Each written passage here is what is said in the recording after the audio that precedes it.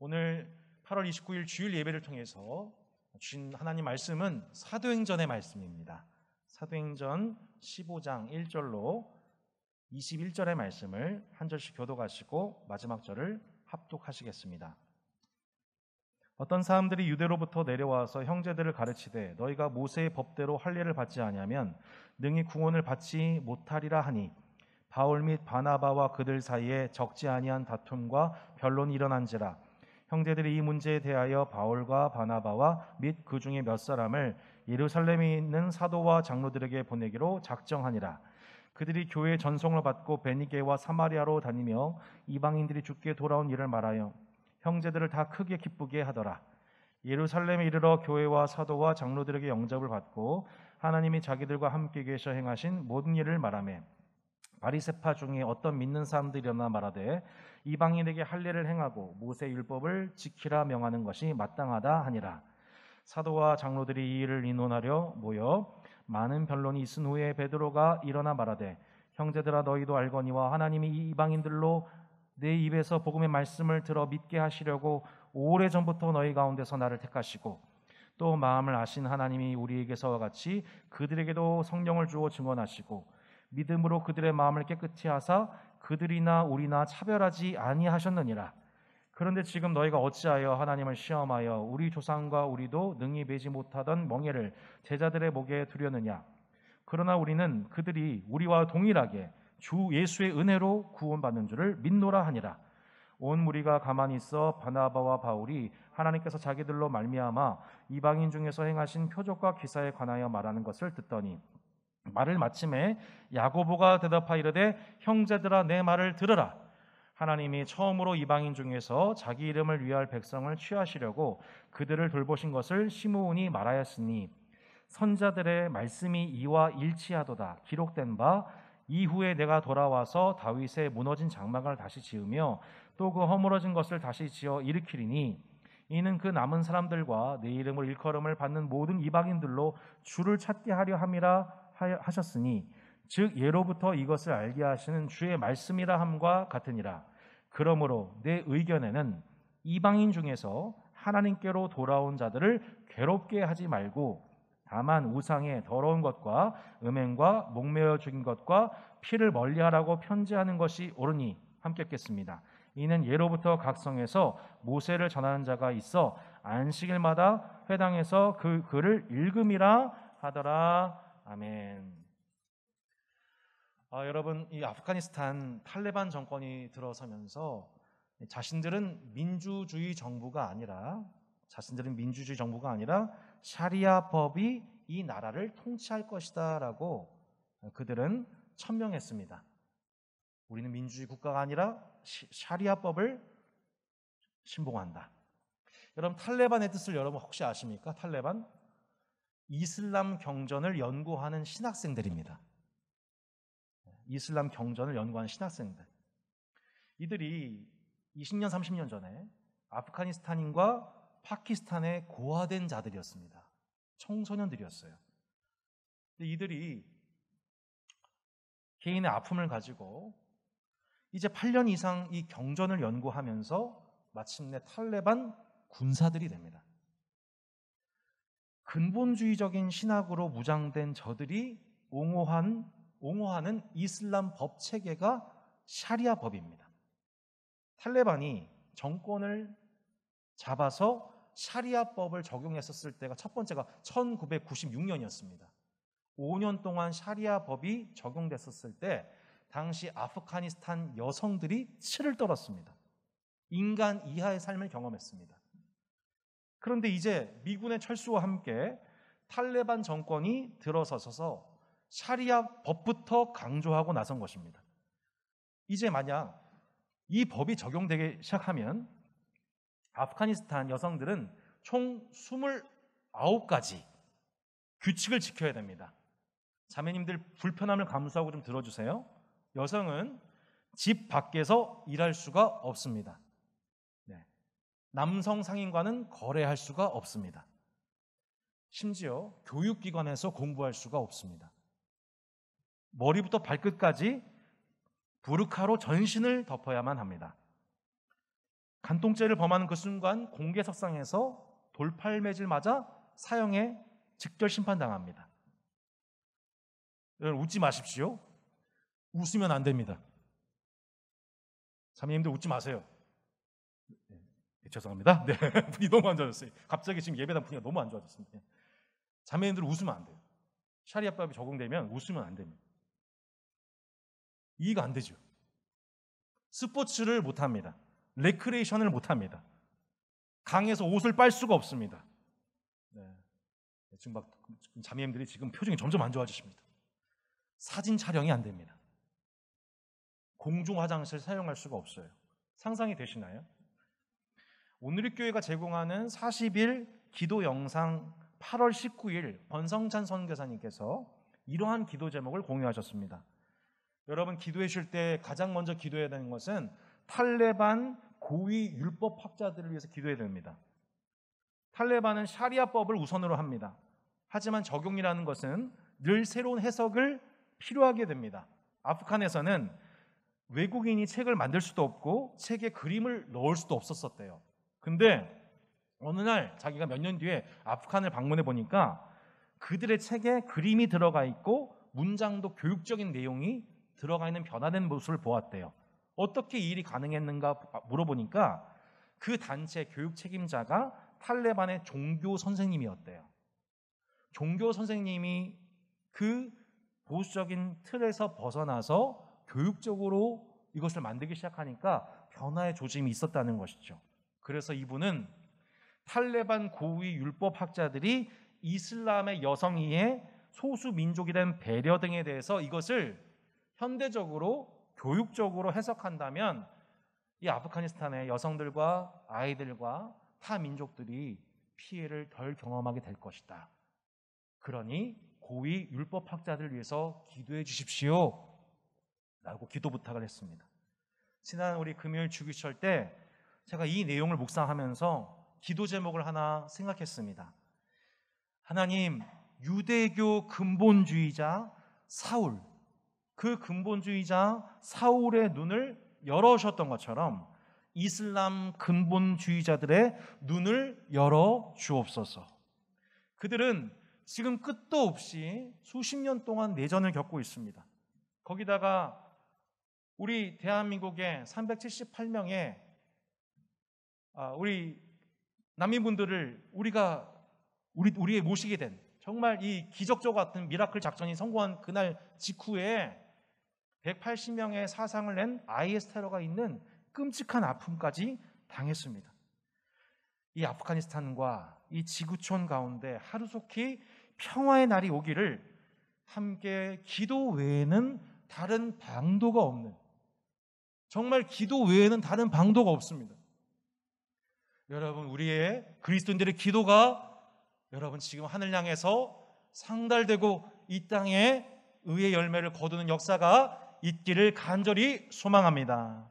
오늘 본문 사도행전 15장 예루살렘 교회 회의에 관한 오늘 말씀은 사도행전에서 너무 중요한 말씀입니다. 네. 사도행전 1장부터 14장은 사도행전의 전반전이 마무리가 되고 이제 16장부터 본격적인 후반전이 시작이 됩니다. 그 전반전과 후반전 사이에 하프타임과 같은 말씀이 사도행전 15장이에요. 여러분 1장부터 14장 전반적인 내용이 무엇이었습니까? 예루살렘에 머물러 있던 복음이 유대와 사마리아와 마침내 땅끝 곧 남유럽에까지, 지중해와 남유럽에까지 마침내 복음이 전파되는 말씀입니다. 안디옥 교회의 파송을 통하여서 바울과 바나바가 최초의 파송받은 선교사가 되어서 복음의 이방인 선교 개척이 열리게 된 것이죠. 여러분, 금식과 기도 중에 바울과 바나바를 구별해서 파송했던 안디옥 교회가 마침내 1년 만에 돌아온 이 바울과 바나바의 이방인 선교 보고를 듣게 되었을 때, 그 열매를 듣게 되었을 때, 곳곳에 교회가 세워지고 장로들이 세워졌다는 보고를 들었을 때 안디옥 교회가 얼마나 기뻤을까요? 아마 그 보고를 받고서 그들은 한층 고무가 되어서 야, 이제 우리가 그 개척된 교회에 우리가 지원을 해야겠다, 기도를 해야겠다, 그리고 우리의 발길이 닿지 못한 곳곳에 우리가 1차 때 못했던 것 2차 때 열심히 해야겠다. 아마 그러한 선교의 고무적인 분위기가 아마 안디옥 교회에 술렁술렁 걸렸을 것입니다. 근데 바로 그때였어요. 바로 그때 정말 예상치 못했던 일이 안디옥 교회에 일어납니다. 어떤 사람들이, 오늘 1절에 이렇게 나오죠. 어떤 사람들이 유대로부터 내려와서 형제들을 가르치되 너희가 모세의 법대로 할 일을 받지 않으면 능히 구원을 받지 못하리라. 이렇게 얘기한 거예요. 어떤 사람들이 안디옥에 갑자기 찾아와서는 너희가 할 일을 받지 않으면 구원받은 믿음이 아니야. 이방인 출신들은 대부분 다 할례 받지 않은 이방인들 아니겠습니까? 이방인 출신 형제들을 그렇게 가르치기 시작한 거예요. 이들은 누구였습니까? 할례 받은 유대인 정통 출신 그리스도인들이었습니다. 그래서 바울과 바나바와 이 유대교 정통주의들 사이에 끝장 토론이 시작된 거예요. 이 결론이 안 나요. 그래서 안디옥 교회는 이 예민한 신학 주제를 해결하기 위해서 예루살렘에 있는 사도와 장로들에게 이 문제를 붙인 거예요. 그래서 이 바울과 바나바 그리고 몇몇 사람들이 함께 이 예루살렘으로 향하는 그 길에 베니게 사마리아에서 계속 우리 이방인 선교의 문이 열렸어 막 자랑하고 마침내 예루살렘 교회 도착해서 사도들 만나면서 이방인 선교가 열렸어요 막 간증하고 그때 일어난 일이에요. 5절 말씀 한번 읽어보겠습니다. 5절 말씀 시작. 바리새파 중에 어떤 믿는 사람들이 일어나 말하되 이방인에게 할례를 행하고 모세의 율법을 지키라 명하는 것이 마땅하다 하니라. 누가요?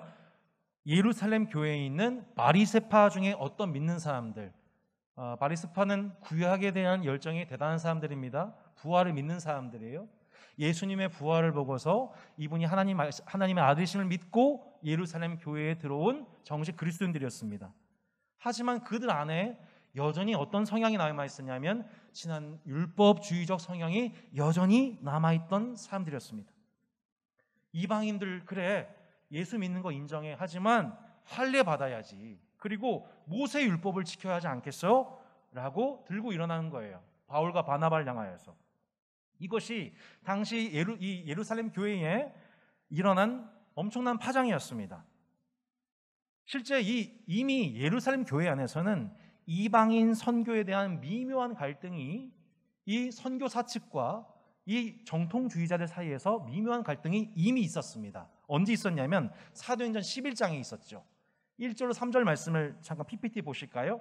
유대에 있는 사도들과 형제들이 이방인들도 하나님 말씀을 받았다함을 들었더니 베드로가 예루살렘에 올라왔을 때 할례자들이 비난하여 이르기를 내가 무할례자의 집에 들어가 함께 먹었다 하니 최초의 선교사 베드로죠. 예루살렘 교회의 최초의 선교사는 베드로예요. 베드로가 이방인 고넬료의 집에 들어가서 그들 이방인들과 식사를 하고 복음을 전하고 세례를 베풀었을 때 그들이 집단적으로 예수 믿게 되었을 때 이걸 보고 했더니 예루살렘 교회에서 기뻐하기는커녕 술렁술렁 거리면서 아니 어떻게 이방인과 함께 식사교제를 할 수가 있어? 베드로를 책망했던 것이죠. 그러자 베드로가 그것을 감정적으로 대응하지 않고 내가 어떻게 고넬료를 만나게 되었고 어떻게 그들에게 복음을 설명하게 되었고 그들이 성령을 받게 되었는지를 조곤조곤 간증 보고를 합니다. 그 결과가 뭐였냐? 사도행전 11장 18절입니다. 그 결과 이렇게 나와 있습니다. 그들이 이 말을 듣고 잠잠하여 하나님께 영광 돌려 이르되 그러면 하나님께서 이방인에게도 생명 얻는 회개를 주셨도다. 아멘. 그때 예루살렘 교회 안에 있던 이 할례주의자들이 이방인들도 생명 얻는 회개를 누릴 수 있구나라는 것을 깨닫게 되었어요. 그런데 바울과 바나바를 통해 이방인 선교가 열리게 되고 이 일을 안디옥, 사마리아, 예루살렘 교회에 보고하자 당시 전통주의자들 중에 이 바리새인들이 뭘 들고 얘기했냐면 그래 생명 얻는 회개는 주실 수가 있어. 예수님 믿고 구원받을 수 있어. 하지만 저들은 우리처럼 그래도 할례는 받아야 돼. 이건 아브라함 때부터 나오는 이스라엘 전통이야. 한마디로 저들은 우리처럼 할례를 받아서 유대인이 되어서 구원을 받아야 돼 라고 복음보다 전통을 위에 둔 복음보다 자신의 민족을 위해 두는 그런 신학적 세계관이 있다는 것이 이번 기회에 수면 위에 나타나게 된 거예요. 여전히 그들 안에 신학적인 정리가 되지가 않고 있었다는 것이 이번 사도행전 15장에서 드러나고 있는 장면입니다. 여러분, 가정입니다만 만약 전통주의자 말들대로 그래, 이방인들도 예수 믿고 구원받는 것만으로는 충분하지 않고 저들도 유대인들처럼 할례를 받는 것이 맞다라고 만약 15장에서 판결 났으면 그 이후에 어떻게 됐을까요? 아마도 분명한 이 선교 간증을 경험하고 있는 사도 바울 입장에서는 이걸 받아들일 수가 없었을 거예요. 아마 바울과 바나바와 예루살렘 이 회의 사이에 이견이 충돌하게 되고 아마 예루살렘 교회는 예루살렘의 교회의 길로 또 안디옥 교회는 안디옥 교회의 길로 분열되었을 것입니다. 혹은 그것이 그런 보고가 안디옥 교회에 들어가게 되었다면 바울과 바나바를 통해서 예수님 믿고 성도가 되었던 많은 이방인 출신 그리스도인들이 할례에 대한 거부감, 문화적인 거부감으로 아마 그 결정을 받아들이지 못하고 교회를 뛰쳐나가게 되었을 것입니다. 교단을 분립하자고 했을 것입니다. 우리가 유대인처럼 되지 않으면 구원받지 못한다고 동의되지 않은 지식과 문화적인 거부감 때문에 이제 앞으로 2차 선교 여행 때 복음전도, 이방인 복음전도에서 매우 심각한 타격을 입게 되었을 것입니다. 사도행전 16장 2차 전도 여행을 앞두고 하나님께서는 예루살렘 교회 안의 율법주의, 전통주의를 먼저 드러내고 계신 것입니다. 이 일에 대해서 먼저 신학적으로 정리할 수 있는 기회를 먼저 그 교회에 주었던 것입니다. 여러분, 우리는 하나님의 일이 빨리 진행되는 것이 중요한 것이 아니라 하나님이 하고자 하신 그 일이 진행되는 것이 중요한 줄로 믿습니다. 하나님은 실수 없이 교회를 통해 그 주의 몸된 교회를 충만케 하시기 위하여 걸음걸음 우리와 동행하시고 인도하시고 우리를 충만케 하시는 분이심을 신뢰하기를 바랍니다. 알고 보니 이 문제가 안디옥 교회에서의 문제가 아니라 본질적으로 어디 교회 문제였던 거예요? 예루살렘 교회의 본질적인 문제였던 거예요. 당시 예루살렘 교회 안에서 문제가 있었지만 쉬쉬되고 있던 문제였던 거죠. 그게 안디옥 교회에서 엉뚱하게 터졌고 이제 궁극적으로 예루살렘 교회 안에서 이 문제를 다루기 시작한 겁니다. 덮어두고 갈 일이 아니었던 거예요. 교회가 몸살을 겪습니다. 몸살, 여러분 몸살의 뜻이 뭡니까? 몸에 살이 찐답니까? 네. 요즘 운동 못해서 제가 몸살 제가 확실히 겪고 있습니다. 죽겠습니다. 몸살이란 몸에 살을 맞는다. 몸이 살을 만다는 뜻이에요. 몸에 화살이 꽂히니 얼마나 아프고 쓰라립니까? 이번에 코로나 백신 맞고 나 몸살 겪었어 이런 분 계시죠? 타이레놀 드셨죠? 그죠? 추석 연휴에 전국 도로가 몸살을 겪고 있다 뭐 이런 관용어 많이 쓰지 않습니까? 그런데 여러분 생각해 보세요. 역설적으로 내가 몸살을 겪었다라는 말은 뭐냐면 그 후에 건강해졌다 사용하는 표현이기도 합니다. 몸이 그 건강을 회복하는 과정 중에서 반드시 몸살이 납니다. 이틀 전 나를 만나신 하나님 세 번째 시간이었죠. 우리 이영미 집사님께서 간증해 주셨습니다. 집사님이 참 적나라하게 자신의 이 죄인된 모습을 오픈하셨어요. 지난날 부부 관계 문제로 인해서 극단적인 갈등을 겪고 있었을 때였습니다. 그때 우연히 들려온 방송 설교 말씀이 집사님에게 화살과 같이 꽂혀 들어왔습니다. 이 말씀이었어요. 우리는 형제를 사랑함으로 사망에서 옮겨 생명으로 들어간 줄 알거니와 사랑하지 아니한 자는 사망에 머물러 있느니라. 그 형제를 미워하는 자마다 살인하는 자니 살인하는 자마다 영생이 그 속에 거하지 아니한 것을 너희가 아는 바라. 아멘. 이 말씀이었어요. 집사님이 이 말씀 받고서 나는 내가 예수님을 잘 믿는 의로운 사람이고 나는 남편을 가르쳐야 되는 전도자요, 교사인 줄 알았는데 남편을 사랑하지 않고 있는 내 자신이 사망에 머물러 있는 것이다. 영생이 내 속에 거하지 않고 있다는 것을 알게 된 순간 집사님께 몸살이 왔습니다. 영혼의 몸살이 찾아옵니다. 몸서리치면서 오랜 기간 하나님 앞에 울면서 때로는 원망하면서 슬퍼하며 애통하면서 결국 하나님 앞에 몸살 끝에 이런 고백을 고백합니다. 저는 믿음 없이 외모만 믿는 자처럼 살아간 바리새인과 같습니다. 하나님을 원망하고 남편을 미워한 저를 용서해 주시고 죽을 수밖에 없는 저를 불쌍히 여겨 주십시오. 남편이 주님을 모르고 믿음 없이 사는 것은 다 저의 죄 때문입니다. 주님의 긍휼로 저와 남편을 살려 주옵소서.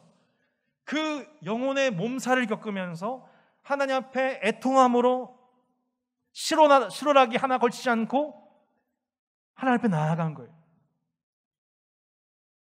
남편이 아니라 그 십자가에 죽어야 될 죄인이 나다시는 것을 보게 되면서 그 십자가에서 죽으신 그 예수님 바라보는 순간 그 집사님의 영혼에 그 죄와 수치와 두려움은 사라지고 주님이신 평안과 자유함이 그 심령에 마침내 몸살 끝에 그의 영혼이 회복되는 은혜를 경험했다는 것입니다. 평상시에는 전혀 드러나지 않았던 내 영혼의 문제에 말씀의 화살이 꽂히자 영혼은 몸살을 겪었습니다. 알고 보니 드러나지 않고 나를 기만하고 있던 내 자신의 죄악이었죠. 이사야 선지자도 마찬가지였습니다. 이스라엘의 고위 관리직을 감당하면서 살아가던 집안 배경도 좋고 직업도 좋고 학력도 좋고 부동산도 안정된 부족함이 없는 사람 이사야였습니다. 그런데 그에게 어느 날 하나님이 나타나셨습니다. 거룩하신 하나님의 그 천사들의 찬송을 받고 계시는 거룩하다 거룩하다 거룩하다 만군의 여호와여 찬송받으시는 거룩하신 하나님의 어전회에 그가 초대받았습니다. 그때 이사야가 하나님 앞에 선 그 순간에서야 자신의 실체를 보고 이렇게 고백합니다.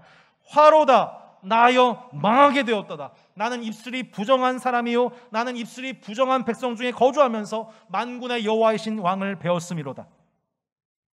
자신도 이스라엘 백성들도 부정한 자인지 전혀 알지 못했습니다. 그 전까지는 거룩하신 하나님 앞에 서고 나서야 내가 민족 대표로 죄인인 것을 그가 비로소 고백하게 됩니다. 언제요? 하나님의 임재 앞에 서고 나서야.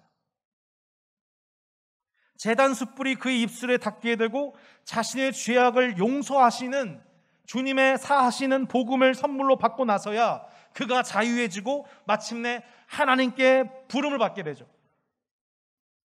성도 여러분, 하나님이 우리 성도 여러분을 사랑하시는 것은 무작정 우리의 죄를 덮어주시는 방식으로 사랑하시는 것이 아니라 개인 성도나 교회나 하나님께서는 먼저 우리 안에 가려져 있던 쉬쉬하고 있던 죄악의 실체를 발견하게 하시는 분인 줄로 믿습니다.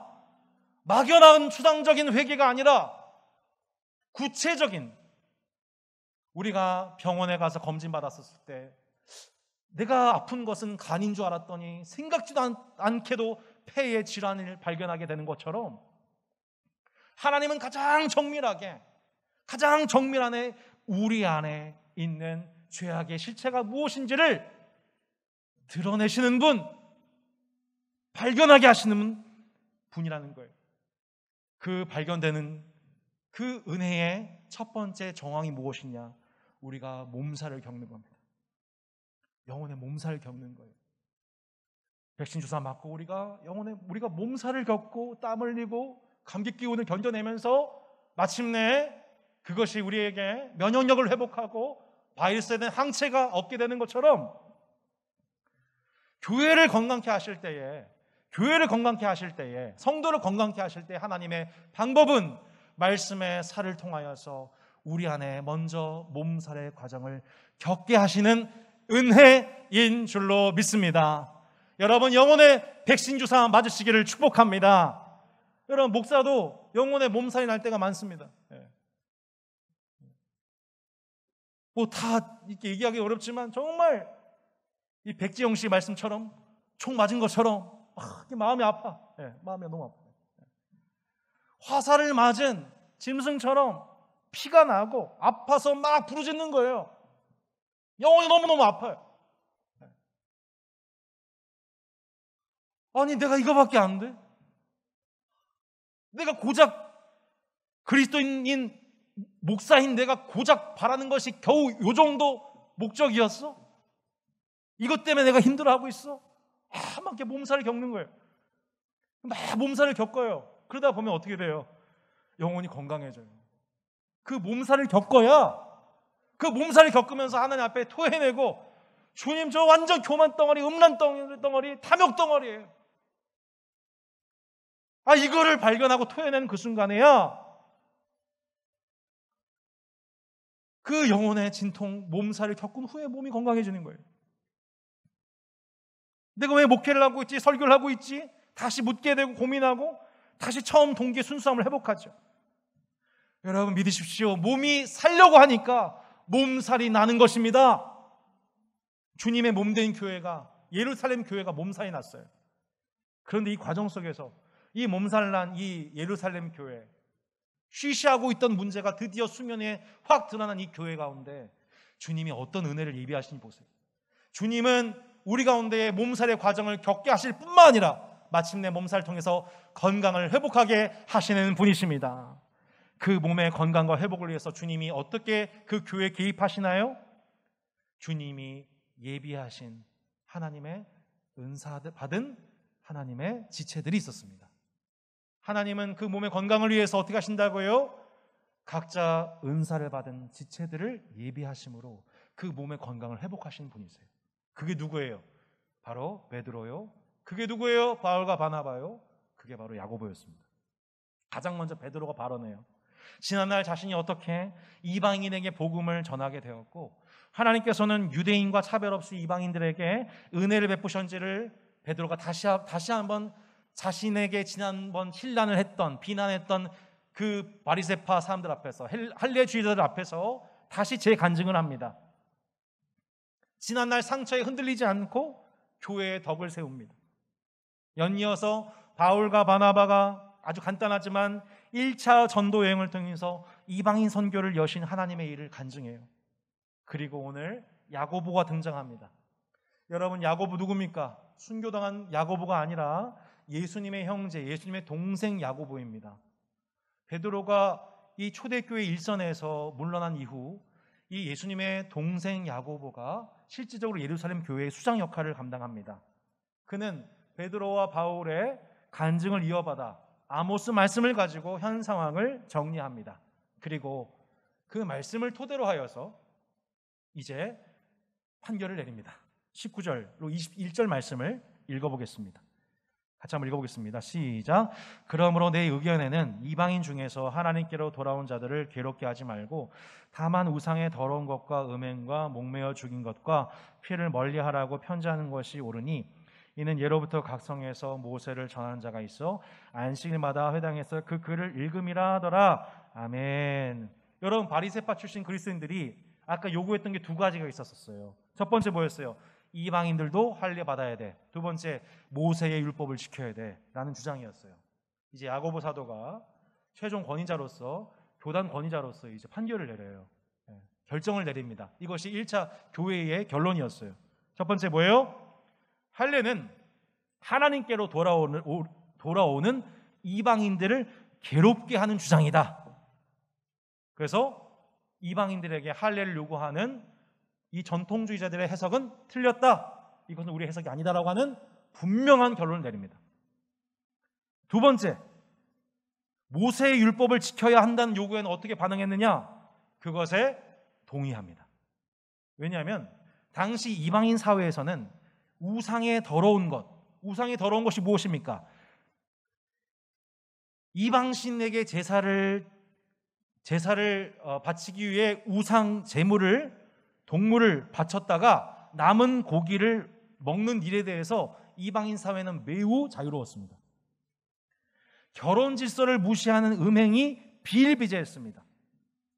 짐승을 목매어 죽이면 목매어 죽인 상태에서 동물 안에 피가 남지 않게 됐습니까? 그러면 피가 몸 안에 있는 상태 속에서 짐승을 먹게 되면 결국엔 유대인들 입장에서는 피를 먹게 되는 것입니다.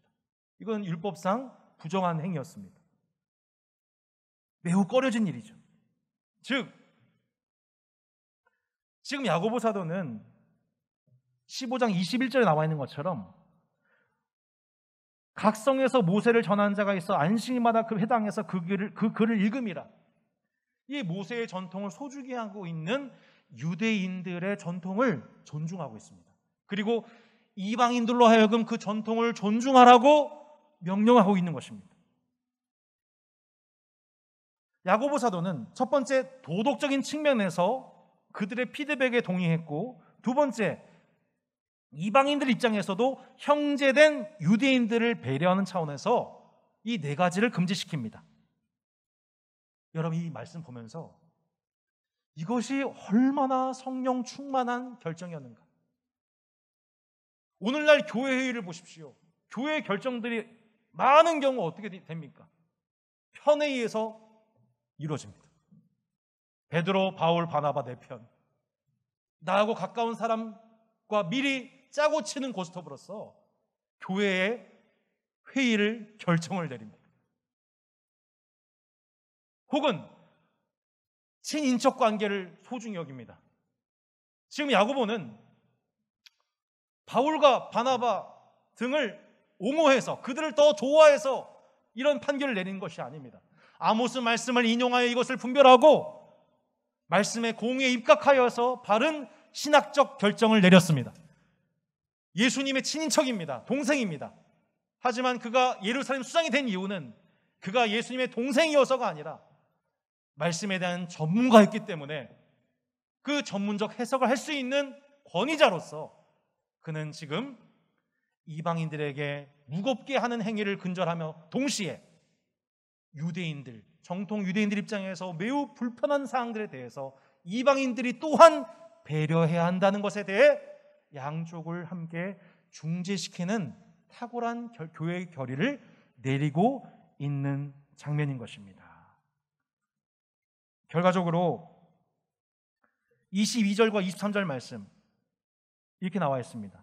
이에 사도와 장로와 온 교회가 그 중에서 사람들을 택하여 바울과 바나바와 함께 안디옥으로 보내기를 결정하니 곧 형제 중에 인도자인 바사바라 하는 유대와 실라더라.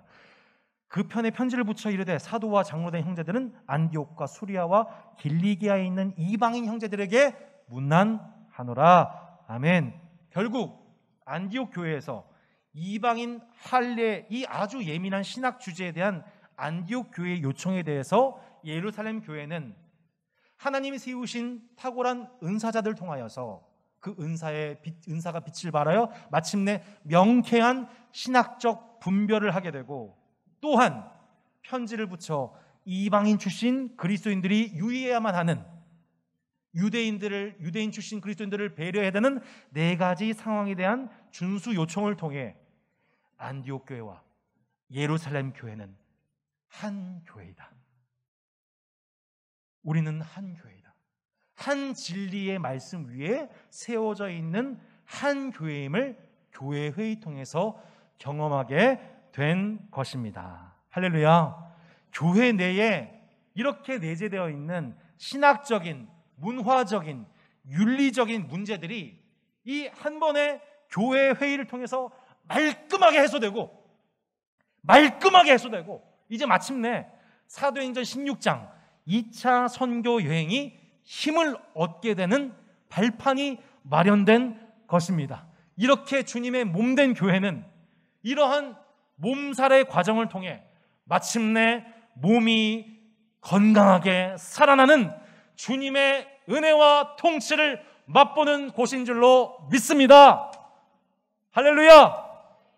그리고 우리는 주님의 몸을 세우도록, 주님의 건강한 몸을 세우도록, 몸살을 외면할 수는 없지만, 몸살의 과정이 없을 수는 없지만 그 과정 통해 각자에게 주신 은사를 통하여 주님의 몸을 건강케 하고 자라나게 하는 일에 저와 여러분이 부름받은 것입니다.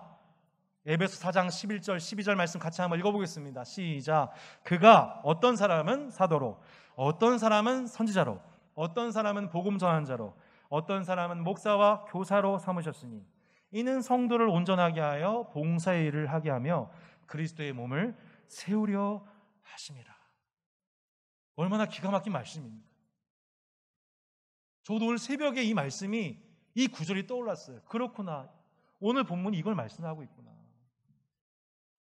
여러분, 교회가 담임 목사 소유입니까? 교회 머리가 담임 목사인가요? 장로님들이신가요? 아닙니다. 야고보 사도, 베드로 선지자, 바울 선교사, 바나바 목사, 주님이 각 지체에게 주신 그 믿음의 분량만큼 역사하여서 은사대로 쓰임받아 마침내 주님의 몸을 거룩하게 하시고 교통하게 하시고 충만케 하시고 건강케 하시도록, 여러분, 우리 한 사람 사람이 그래서 그렇게 주 안에 따스한 교회로 부름받은 겁니다. 아무도 아멘 안 하셔서 부름받은 거예요. 여러분, 믿어주시기 바랍니다. 제 말을 믿으신 게 아니라 하나님 말씀에 아멘 할 수 있기를 바랍니다. 이 말씀을 정리하며 두세 가지 정도 한번 정리해 봤으면 좋겠습니다. 우리가 이 말씀을 이제 우리 삶에 어떻게 적용해야 되냐? 첫 번째, 대화와 가르침을 통해 함께 성장해야 됩니다. 대화와 가르침을 통해 함께 성장해야 돼요. 성도의 대화 중에 성령님이 함께 하신다는 것을 우리는 믿습니다. 교회 회의 가운데 주님이 주재하고 계심을 믿습니다. 운영회의 기도할 때마다 항상 기도합니다. 운영회의, 따스한 교회의 교회의 머리이신 주님, 교회의 담임 목사이신 주님, 말씀해 주십시오. 저희가 순종하겠습니다. 이 기도합니다. 주님이 두세 사람이 모인 곳에 나들 그들 중에 있다고 말씀하십니다. 여러분, 성도 두 분이 모이는 그곳이 주님이 함께 하시는 교회임을 여러분 믿으세요? 예. 성도 두 사람 모이는 그곳이 주님이 함께하고 계신 교회입니다. 그 대화 중에 주님은 말씀하고 계신 거예요. 두 사람만 대화하고 있는 게 아니고 그 중에 주님이 함께 하셔서 말씀하고 계신 것입니다. 두 사람의 대화 중에, 혹은 한 사람의 은사를 통해, 한 사람의 가르침을 통해, 혹은 역으로 가르침 받는 사람을 통해서도 말씀하십니다. 그 진실한 대화 중에 성령님께서는 교회에게 말씀하시고 지도하시고 격려하십니다. 때로는 그 과정 속에서 오늘 이 할례주의자, 이 전통주의자, 바리새파 출신들처럼 우리 대화 중에 그러한 생각들과 신학들이, 정리되지 않은 신학들과 신앙들이 드러나기도 합니다. 드러나기를 바랍니다. 쉬쉬하지 않기를 바랍니다. 그럴 수 있습니다. 그런 영향을 받고 왔구나라는 것을 인정할 수 있어야 돼요. 중요한 건 뭐냐면 드러났었을 때에 그것이 은사받은 지체들의 도움을 통해 그 지체의 신학과 신앙이 성경적으로 건강해질 수 있도록 양육하고 훈련하고 철을 얄깝게 하는 대화를 통해 성장할 수 있는 은혜가 여러분 따스한 게 모든 성도들 교제 가운데 충만하기를 원합니다. 서로의 드러날 때, 서로의 연약함이 드러날 때 여러분 그거를 너무 이상하게 보지 마세요. 그래서 우리를 세우신 거죠. 그래서 우리 교제를 허락하신 거죠. 여러분, 담임 목사인 저도 지금 신학적으로 계속 교정 중이에요. 계속 철을 날카롭게 하듯 성도분들과 동역자분들과 대화하면서 야, 이게 내 안에 탐욕이었구나, 이게 내 안에 위선이었구나, 이게 나도 밸런스가 안 맞고 있구나, 이게 막 드러나는 거예요. 풍삼기 하면서 지금까지 거의 15분 이상이 이제 풍삼기를 수료하셨는데 다 하는 얘기가 뭐예요? 아유, 목사님, 제가 기초가 이렇게 안 돼요. 기초가 없었어요. 제가 기초가. 교회생활 열심히 했는데 가정에서는, 죄송합니다, 개판 5분 전이었고, 하나님을 열심히 사랑한다고 했는데 세상에서는 어떻게 성도로 살았는지 전혀 몰랐어요. 수십 년 신앙생활 했지만 전혀 몰랐어요. 그럴 수 있어요. 그게 드러나야 돼요. 그거 드러나야 돼요. 그게 드러나야 돼요. 그게 드러나는 게 은혜입니다. 할렐루야. 드러나는 게 은혜예요. 몸살 나는 게 은혜예요. 몸살이 나야 몸이 낫는 거예요. 나서는 거예요. 운동하고 몸살이 나야 체력이 길러지지. 몸살 날까봐 운동 안 하면 건강 못 지킵니다. 귀 있는 자는 들으시기 바랍니다.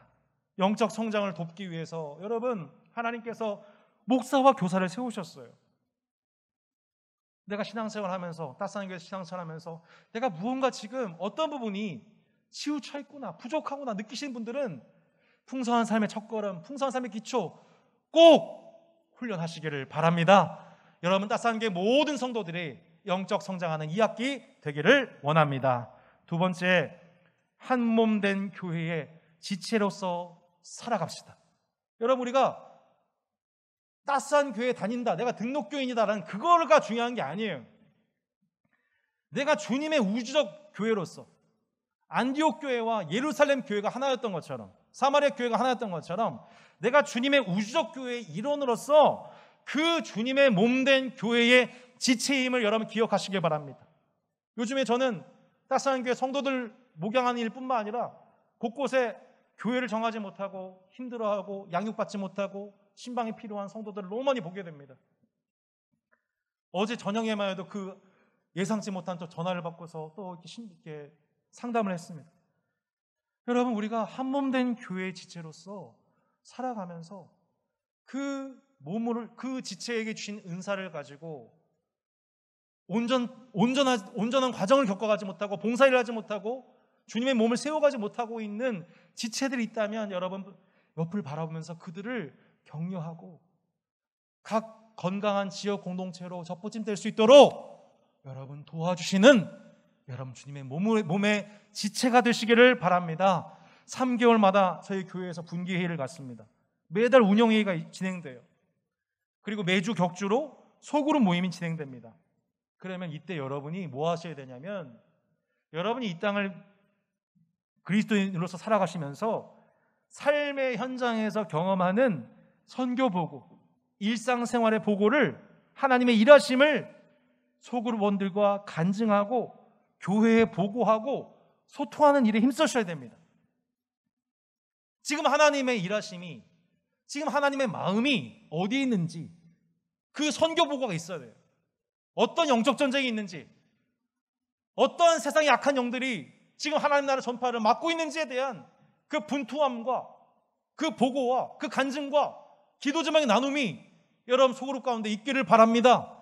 그래서 따스한 교회가 온 교회 성도들이 무엇을 기도해야 할지, 하나님의 마음이 어디 있는지 발견하게 되고, 우리의 치우쳐 있는 신학이 무엇이었는지, 우리가 어떤 일에 더 양육하고 훈련해야 되는지를 발견하게 되는 그러한 원활한 소통이 여러분 소그룹과 운영회의와 분기회마다 있기를 원합니다.